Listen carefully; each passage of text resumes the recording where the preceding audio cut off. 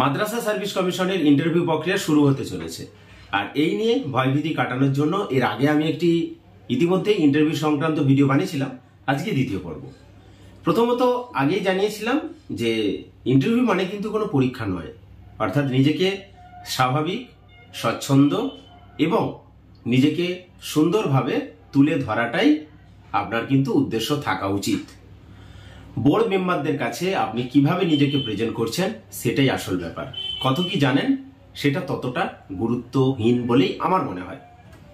প্রথমত নিজের সম্পর্কে জানতে হবে, অর্থাৎ যদি তিনি ইন্টারভিউ বোর্ডে যেনারা থাকবেন সেই বোর্ড মেম্বারদের মধ্যে কেউ যদি জানতে চান যে আপনি কি করেন বা ইন্ট্রোডিউস ইয়োরসেলফ, নিজের সম্পর্কে বলুন, তখন কিন্তু আপনি আপনার সম্পর্কে কি বলবেন বা কি করেন সেই সম্পর্কে একটা পরিষ্কার বার্তা দেবেন এবং সেই বার্তার মধ্যে অবশ্যই নিজে শিক্ষকতার সাথে যুক্ত থাকতে পেরে নিজেকে যে ধন্য মনে করবেন বা নিজে শিক্ষকতার সাথে যুক্ত হলে ছাত্রছাত্রীদের উজাড় করে দিতে পারবেন পড়াশোনার ক্ষেত্রে এবং সার্বিক উন্নয়নের ক্ষেত্রে, তা কিন্তু অবশ্যই বলবেন। অন্যদিকে আর একটা বিষয় বলি, অনেক ক্ষেত্রে এরকমও হয়ে থাকে ইন্টারভিউ বোর্ডে যে নিজের নামের যে মানেটা সেটা অনেক ক্ষেত্রে জিজ্ঞেস করে থাকেন ওনারা। আমি মূলত ম্যাথামেটিক্সের ইন্টারভিউর কথা বলছি, তার মানে এই নয় যে সেখানে সবাই ম্যাথামেটিক্সেরই এক্সপার্ট থাকবেন। একজন বিষয়গত এক্সপার্ট অবশ্যই থাকবেন, অন্যান্যরা কিন্তু বিভিন্ন বিষয়ে থাকতে পারেন।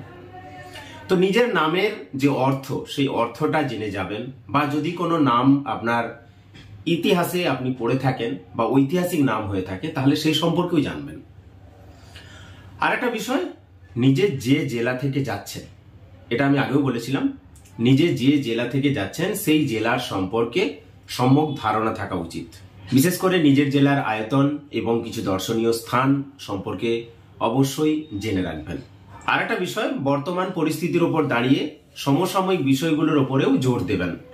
বিশেষ করে আপনাকে যদি জিজ্ঞেস করা হয় যে চ্যাট জিপিটি শুনেছেন, চ্যাট জিপিটির ব্যবহার করলে আমাদের কি ক্ষতি হতে পারে, বা চ্যাট জিপিটির ব্যবহারের মাধ্যমে আমরা কি আরো বেশি কাজ করতে পারবো, বা চ্যাট জিপিটির ব্যবহার করার মাধ্যমে আমরা কি আরো উন্নততর সমাজ ব্যবস্থার মধ্যে পৌঁছতে পারবো, অর্থাৎ সমসাময়িক যে বিষয়বস্তুগুলো রয়েছে সেগুলোর ওপর কিন্তু অবশ্যই জোর দেবেন।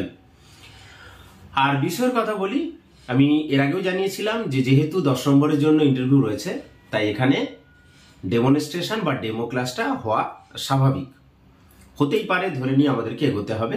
আর তার জন্য কয়েকটা টপিকস সেগুলো কিন্তু ঠিক করে নিতে হবে। আমি ম্যাথামেটিক্সের কথাই বলবেন যে কিছু কিছু টপিক সেগুলো তো সবাই বলবেন, বিশেষ করে আমাদের classical algebra, abstract algebra, linear algebra, কিংবা ভেক্টর ক্যালকুলাস, কিংবা আমাদের অ্যাপ্লিকেশন অফ ডেরিভেটিভ, এই সমস্ত অংশগুলো তো অনেকেই বলে থাকবেন। হ্যাঁ, বলতে পারেন, অসুবিধা কোথায়? আপনি আপনার প্রেজেন্টেশনটা দেবেন, অন্যেরা সেটা কিভাবে দিল সেটা বড় ব্যাপার নয়।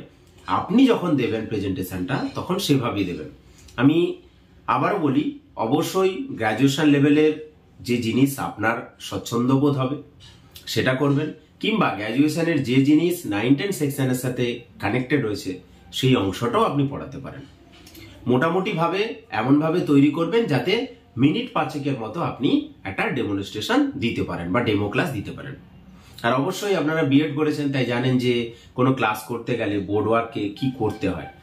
যেমন সেই দিনটা যেদিনে আপনার ইন্টারভিউ থাকছে সেই দিনের তারিখটা বোর্ডে যদি লেখা থাকে ঠিক আছে, আপনি হয়তো প্রথম ক্যান্ডিডেট হলেন, তখন সেটা আপনাকে বোর্ডে অবশ্যই সেই তারিখটা লিখতে হবে, কোন বিষয় পড়াচ্ছেন বা কোন বিষয় আলোচনা করবেন সেটাও কিন্তু লিখতে হবে।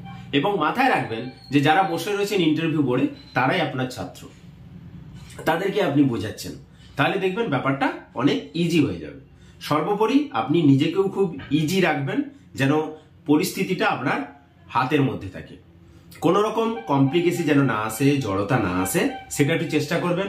নিজে নিজে কয়েকবার ডেমো ক্লাস দেওয়ার চেষ্টা করবেন এবং নিজে নিজে ইন্টারভিউর জন্য কিভাবে স্যারেরা কোশ্চেন করলে তার উত্তর দেবেন সেটাও একটু একটু করে প্রস্তুতি নিয়ে রাখবেন, তাহলেই কিন্তু গেল্লা পথে। আসলে ইন্টারভিউটা নিয়ে এত ভাবনার কিছু নেই। আবারও বলি, নিজেকে স্বাভাবিক রাখবেন, আড়ষ্টতা যেন না থাকে, বা পরিস্থিতির সাথে আপনি যে ভয় পাচ্ছেন বা ঘাবড়ে যাচ্ছেন এটা যেন বুঝতে না দেন। উত্তর দেওয়া বা না দেওয়া সেটা বড় কথা নয়, আপনার প্রেজেন্টেশনটাই বড় কথা। যে আপনি উত্তর পাচ্ছেন না সেটাকে পোলাইটলি বললেন, স্যার এই বিষয়টা আমার জানা নেই, কি এই বিষয়টা আমার এই মুহূর্তে মনে নেই, পোলাইটলি বলবেন, তাহলেই কিন্তু সমস্যার সমাধান হয়ে যাবে। আপনাকে উত্তরটা জানতেই হবে, বা আপনি উত্তরটা জানলেন না বলে নেগেটিভ হয়ে গেল, এটা কিন্তু ম্যাটার করে না ইন্টারভিউর ক্ষেত্রে। আবার বলি, ইন্টারভিউ মানে কিন্তু এটা পরীক্ষা নয়, এটা আপনি ঠিকঠাক শুনে তার রেসপন্সটা করতে পারছেন কিনা সেটাই বড় ম্যাটার।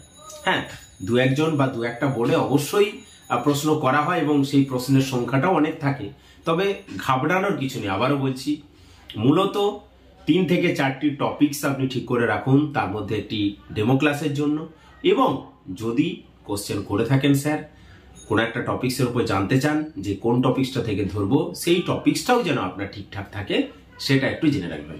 আমি 3-4টে টপিক্সের ওপর কিভাবে কোশ্চেন হতে পারে বা কিভাবে কোশ্চেন করা যেতে পারে সেটা নিয়ে পরবর্তী ভিডিওতে আলোচনা করব। ওকে, সবাই ভালো থাকুন, সুস্থ থাকুন।